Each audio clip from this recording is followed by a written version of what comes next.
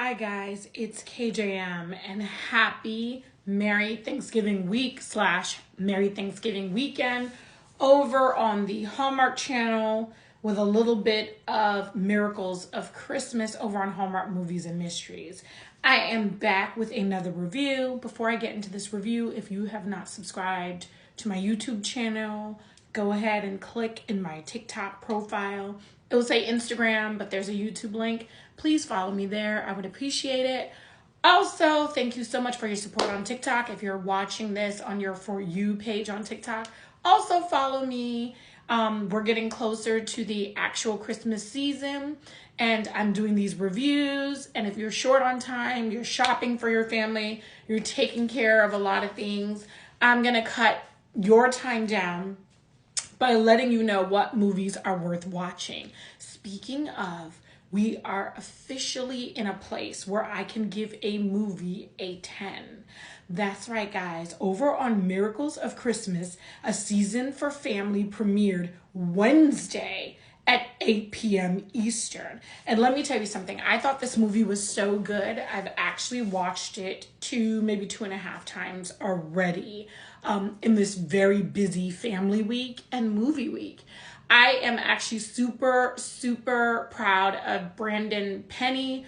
I've really never been a fan of his. Last year, his In Merry Measure, I think I gave that an 8 out of 10. And I did love that movie. He was in The Wedding Cottage, and I loved that movie. And now he's in A Season for Family. Brandon Penny is having a remarkable year over on Hallmark and Hallmark Movies and Mysteries. All right, let me get into who stars in the movie. Okay, so this movie is starring Stacey Faber, Benjamin Jacobson, Brandon Penny, and Azriel Dowman. Okay, guys, this was just an all-star cast and just some wonderful acting. Okay, let me get into the premise of this movie. See all the joy that's on their faces? That's how much joy this movie gave me. Megan even said she cried at the end. And baby, Megan doesn't cry easily.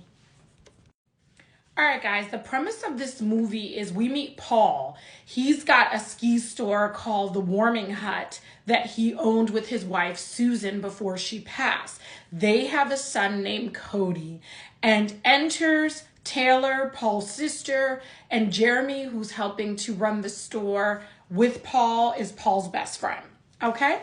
So one day, Maddie comes from San Francisco, flies into Utah with her son Wesley, and she goes to visit her parents for the holiday. Maddie is working her way up to being an assistant GM at the hotel she works for in California.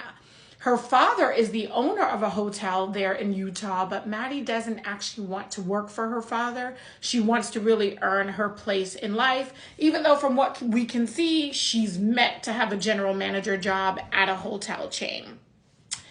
Anyway, so since they're now in Utah and it's kind of her first official vacation in years, Maddie takes Wesley to the Warming Hut to rent some skis for the next couple of weeks.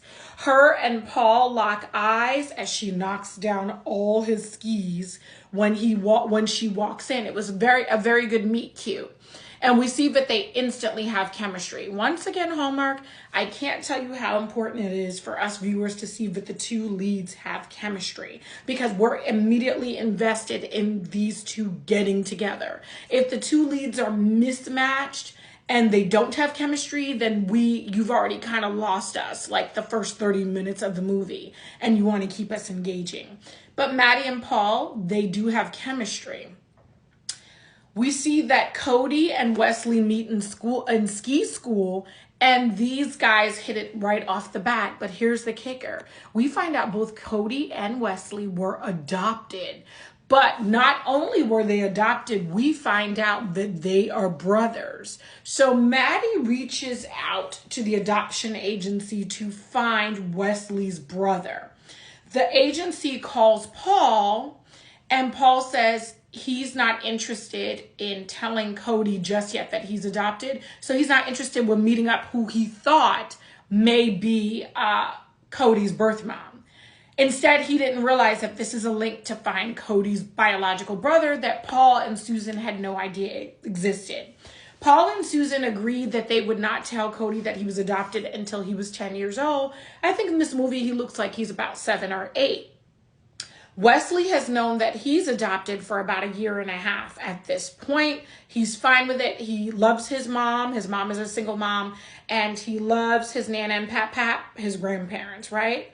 So now we see that since the boys become instant friends at ski school, the parents, Maddie and Paul, are now interacting and sparks are flying. We immediately see that we want these two to become a family, all 4 of them to become a family.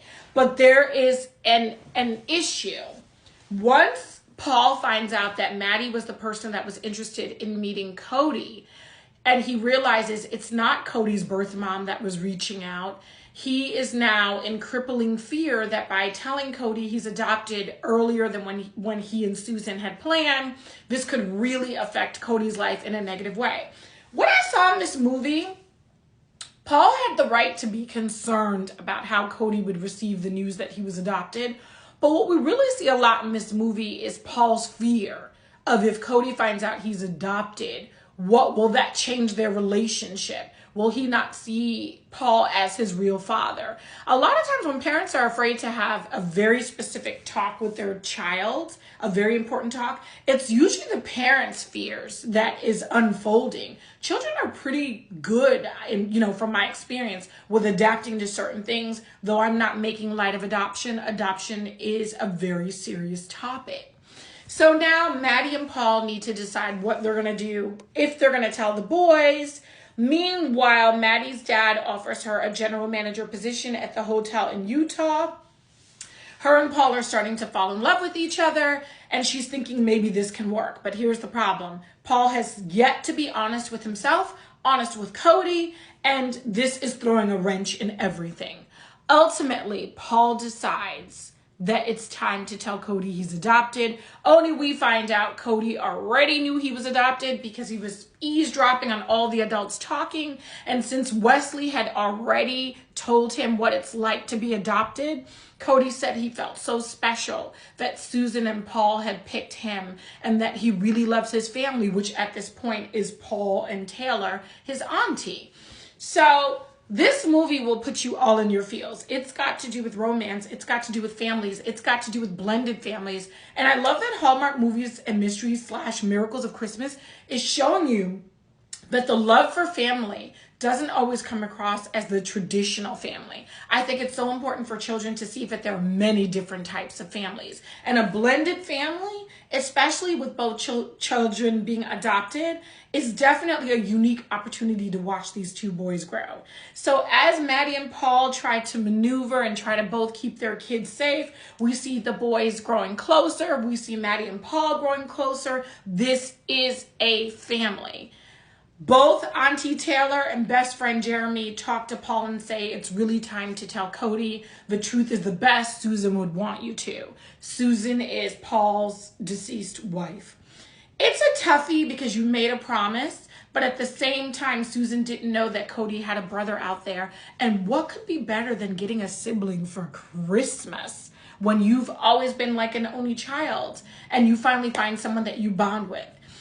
Towards the end of the movie, Paul decides that he is in love with Maddie. She's worth fighting for. He wants her to take that GM job in Utah and move Wesley and her back to Utah. At that point, he lets Maddie know that he already told Cody he's adopted, but they're going to tell the boys together that they are brothers. And baby, the last 15 minutes of this movie is going to put you all in your feels. When Wesley and Cody find out that they're not only besties, but they're actually biological brothers, the whole screen was filled with nothing but hugs and kisses and Merry Christmas, and this is the best Christmas ever. Guys, A Season for Family is the first movie on either network that I am giving a 10 out of 10. I'm all about the feels. I'm all about family being incorporated into the love stories. I am all about watching these characters maneuver to become the wonderful blended family we know they could be. All right, guys, A Season for Family. It is my first 10 out of 10 for this Christmas season. Don't you miss it, and stay tuned for more reviews.